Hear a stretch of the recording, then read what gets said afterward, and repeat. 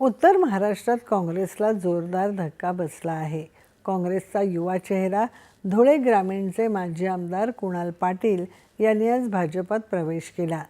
भाजपचे प्रदेशाध्यक्ष चंद्रशेखर बावनकुळे, प्रदेश कार्याध्यक्ष रवींद्र चव्हाण, भाजपा नेते गिरीश महाजन यांच्या उपस्थितीत मुंबईत कुणाल पाटील यांचा आपल्या कार्यकर्त्यांसह पक्षप्रवेश झाला।